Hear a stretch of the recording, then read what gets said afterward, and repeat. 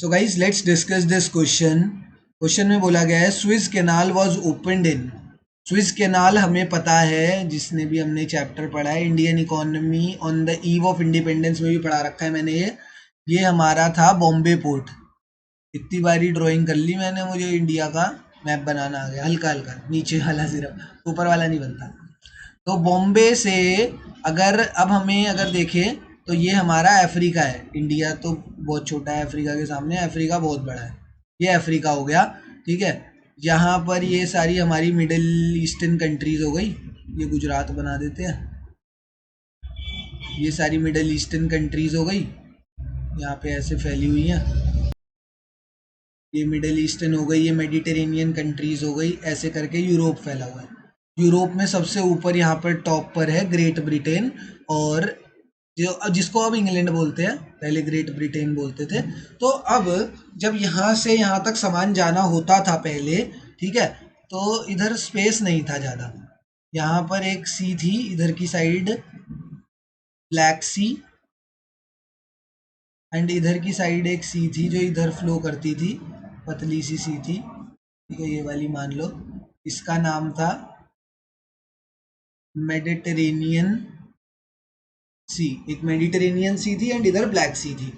But यहाँ पर कोई भी एक स्पेस नहीं था इसको ब्लैक सी एंड मेडिटेरेनियन सी को ज्वाइन करने के लिए, जिस वजह से अगर ट्रांसपोर्ट होता था, सामान इंपोर्ट या एक्सपोर्ट होता था फ्रॉम इंग्लैंड टू ब्रिटेन, तो उन्हें इस रूट से आना पड़ता था, ठीक है, इस रूट से आना पड़ता था, ठीक है। या ये वाला रूट फॉलो करना पड़ता था या सिल्क रूट फॉलो करना पड़ता था, वो जो लैंड के थ्रू होता था मेडिटेरेनियन सी के, वो और ज़्यादा बड़ा होता था, वो और ज़्यादा लेंदी एंड कॉम्प्लेक्स प्रोसीजर था, क्योंकि लैंड से ट्रैवल करना मुश्किल था एंड शिप से ट्रैवल करना थोड़ा आसान था। तो ये वाला रूट फॉलो होता था। ये कौन सी सी थी? अटलांटिक सी है ये, अटलांटिक सी नहीं, अटलांटिक ओशन। अटलांटिक ओशन से पास होके जाना पड़ता था इंग्लैंड और बॉम्बे के थ्रू। मतलब जब इंडिया में सामान इंपोर्ट होता था या इंडिया से सामान एक्सपोर्ट होता था टुवर्ड्स द इंग्लैंड, तो इस रूट से जाना पड़ता था। तो बहुत, देखो कितना बड़ा रूट फॉलो करना पड़ता था।